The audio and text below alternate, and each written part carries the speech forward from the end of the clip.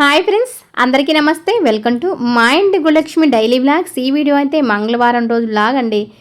ముందు రోజు బయటికి వెళ్ళా అని చెప్పాను కదా, ఆ రోజు అలసిపోయి తొందరగా పడుకున్నాను. ఇంకా మంగళవారం రోజు ఉదయాన్నే తొందరగా లేచి అన్నీ ఇంట్లో ఎక్కడ చిందరబందరగా ఉన్నాయి, అంట్లు బట్టలు అలాంటివన్నీ. ఇంకా అవన్నీ సర్దుకొని ఇంకా చక్కగా పూజ చేసి ఆ తర్వాత కుండకైతే నీళ్ళు పట్టేశాను. ఇంకా పూజ చేసిన తర్వాత మనకి ఇంట్లో మంచిగా దీపాలు వెలుగుతున్నాయనుకో, మనకు కూడా ఎనర్జీ బూస్టప్ అవుతుంది. మంచిగా అగరబత్తుల ఫ్రాగ్రెన్సీ అలాగే ధూపం ఫ్రాగ్రెన్సీ వస్తుంటే, మాది కిచెన్ పక్కనే అనమాట. కిచెన్కి ముందు సైడు దేవుడి గది ఉంటుంది. అక్కడి నుంచి అటు ఇటు హాల్లోకి రావాలంటే దేవుని గది ముందు నుంచి అలా వెళ్ళాలన్నమాట. అట్లా వెళ్తూ ఆ దీపాలను చూసుకుంటూ ఇంకా చాలా బాగా అనిపిస్తుంది. ఉదయాన్నే పూజ అయితే చేసేస్తే ఇంకా ఉదయాన్నే అంటే మరీ తెల్లవారుజామున ఏం చేయను నేను. ఇంకా నా ఇంటి పని అంతా అయిపోయిన తర్వాత ఫ్రెష్ అప్ అయి చేస్తాను. ఆ తర్వాత టిఫిన్ చేయడానికి ప్రిఫరెన్స్ ఇస్తాను. టిఫిన్కి కూడా అలసందలు అంత ముందు రోజు ఈవినింగ్కి గుగ్గుళ్ళు ఉడికించుకోవచ్చని, అంటే ఉడికించి తింటాం కదా మేము. మా సైడ్ అయితే గుగ్గుళ్ళు అంటాం, కొంతమంది గుడాలు ఏదో అంటారండి. మా సైడ్ అయితే గుగ్గుళ్ళు అంటాం. అవి ఉడికించుకొని తినొచ్చు కదా అని మా అత్తగారు నానేశారు. ఇంకా మా అత్తగారు అనుకోకుండా ఊరికి వెళ్ళారు. ఇంకా నాకు కూడా ఓపిక లేక ఇవి ఉడికించలేదు. ఇంకా మా పెద్ద బాబు లేడు, మా అత్తయ్య లేరు కదా, ఎందుకు ఉడికిస్తే అయిపోవాలని ఇంకా అలానే ఉంచేసి ఫ్రిడ్జ్లో పెట్టేశాను. నైటు ఉదయాన్నే లేచిన తర్వాత బయట పెట్టేశాను. ఎందుకంటే మరీ కూల్గా ఉన్నా అవి బాగుండదు కదా. కానీ కొంచెం కూల్ తగ్గిపోయిన తర్వాత మనం గ్రైండర్లో వేయచ్చని, ఇంకా గ్రైండర్లో అయితే నీళ్లు బాగా ఒడిసిపోయిన తర్వాత వేయాలి. ఇంకా వీలైతే మనం ఒక పొడి క్లాత్ పైన కొద్దిసేపు ఆరనిసేస్తే ఆ వాటర్ అనేది ఆ క్లాత్కి అబ్జర్వ్ అయిన తర్వాత కొంచెం పొడి పొడిగా అవుతాయి. అప్పుడు వేసుకుంటే కనుక బాగుంటుంది.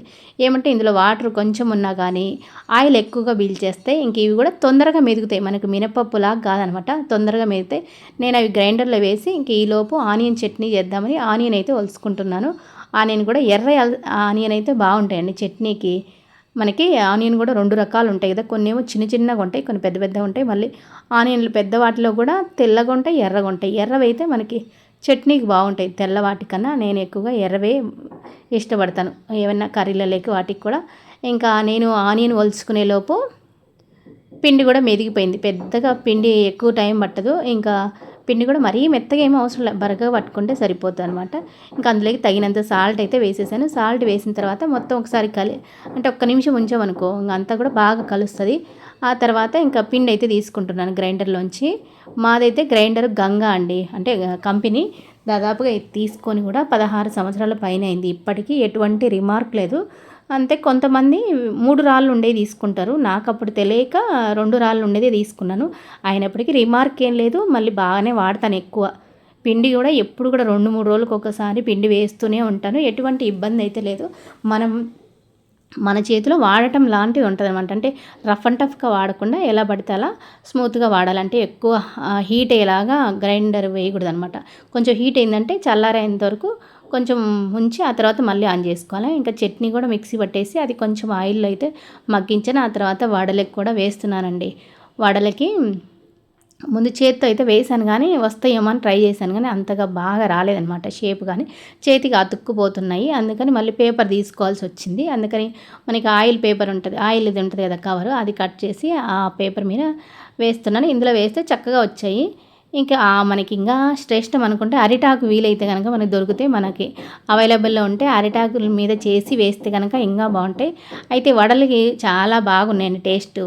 మనకి ఎప్పుడైనా అలసందలు మరి అంటే కొత్తగా పండిన అలసందలు కాకుండా కొంచెం పాతయి అలసందలు అయితే మనకి టేస్ట్ అనేది బాగుంటుంది. నేను నా పెళ్ళైన కొత్తలో ఒకసారి ఏం చేశానంటే, మా వారు అప్పటికప్పుడు అలసందలు తీసుకొచ్చారు, అది పొలం దగ్గర నుంచి. నాకు తెలియక నేను ఏం చేశానంటే ఆ రోజే చేసేసాను అనమాట వడలు. చేస్తే మొత్తం ఆయిల్ పీల్చేసినాయి. ఎందుక నాకేమైనా చేయనీకి రాలేదా ఏంటి అని అనుకున్నాను. అంటే ప్రాసెస్ అదే ఇంకా నీళ్ళు లేకుండానే చేసేసాను. అయినప్పటికీ ఆయిల్ బాగా పీల్చేసినాయి. ఎందుకని అప్పటి నుంచి నాకు వడలంటే భలే విసుగు.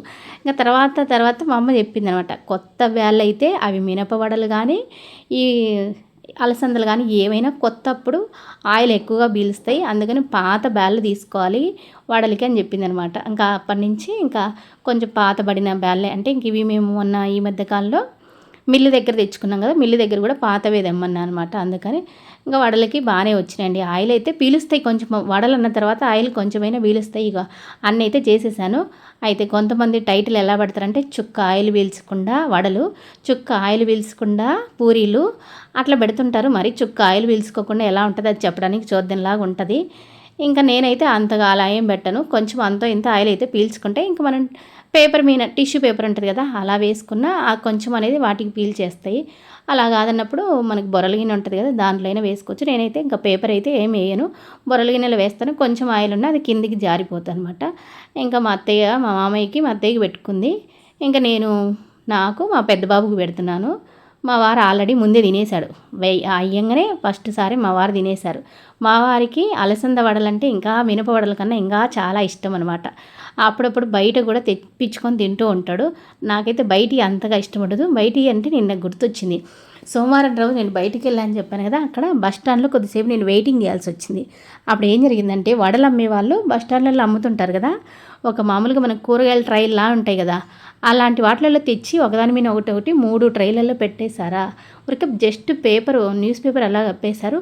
ఈగలు వాలుతూ ఉన్నాయి వాటిపైన. ఇంక రోజంతా కూడా అవే అమ్ముతారు. అమ్మో, ఇట్లా ఉంటుందా, ఇట్లా బస్ స్టాండ్లో పెట్టి ఇట్లా ఈగలు వాళ్తే ఇంకెప్పుడు బుద్ధి ఉంటే అసలు బయటే వడలు కొనుక్కోకూడదు అనిపించింది. ఎందుకంటే నేను ఒక్కోసారి 2 సార్లు కొనుక్కున్నాను. అప్పుడు నాకు తెలియదు, నేను ఎప్పుడు కూడా బస్ స్టాండ్లో అట్లా వెయిటింగ్ చేయలేదు కాబట్టి తెలియదు. ఆకలి నేను కూడా అదే బస్ స్టాండ్లో ఒక 2 సార్లు కొనుక్కున్నాను. అవి చూసిన తర్వాత ఎంత ఆకలైనా నీళ్ళు తాగి ఉండొచ్చు, కానీ ఆ వడలు అయితే కొనుక్కోవద్దు దేవుడా అనిపించింది. అట్లా బయట ఫుడ్ తిన్నప్పుడు మనం ఒకసారి వాటి గురించి ఆలోచించుకోవాలి. ఇంకా మేము టిఫిన్ తిన్న తర్వాత లాస్ట్లో మా చిన్నబ్బాయి వస్తే తనకి పెట్టేశాను. ఇంకా మా వారు మళ్ళీ ఇంకా ఫ్రూట్ టైం అయిందనమాట, ఫ్రూట్స్ తినే టైము. అందుకని మా వాడు పండు అయితే కట్ చేస్తున్నాడు. ఈ ఫ్రూట్స్ ఏమైనా ఉంటే కట్ చేసే బాధ్యత మా వాడిదండి. అంటే ఇంట్లో పనులు ఆడవాళ్ళు చేయాలి, మగవాళ్ళు చేయాలి అని ఏమి ఉండదు. ఇంట్లో అన్ని పనులు ఆడపిల్లలు మగపిల్లలకి సమానంగా మనమే చిన్నప్పటి నుంచి నేర్పించాలండి. మామూలుగా మన ఇంట్లో సమాజంలో ఎట్లా ఉంటుందంటే, ఆడపిల్ల ఈ పనులే చేయాలి, ఆడపిల్ల ఈ పనులు చేయకూడదు, మగపిల్లోడు ఈ పనులే చేయాలి, మగపిల్లోడు ఈ పనులు చేయకూడదు అని మనమే నేర్పిస్తుంటాం. కానీ ఇప్పుడు ఉన్న మనకి సమాజంలో ఏం చెప్తున్నారంటే, అదేవిధంగా టెక్స్ట్ బుక్లలో కూడా ఇయర్ మారినాయి. ఏంటంటే లింగ భావన అనేది మారిపోయింది. మెయిన్గా అదే ట్రైనింగ్లో కూడా చెప్పారు మాకు. ఏంటంటే పిల్లలకి చిన్నప్పటి నుంచే మనం లింగ భావన అనేది వేరుబంధంగా చూడకూడదు. అది మన కూర్చోబెట్టడంలో కానీ, ఫుడ్లో కానీ, వాళ్ళు ఆడుకునే విధానంలో కానీ అన్నీ ఇద్దరు సమానమే అని మనం వాళ్ళకి తెలియజేయాలి. అది పేరెంట్స్కి కూడా తెలియజేయాలి.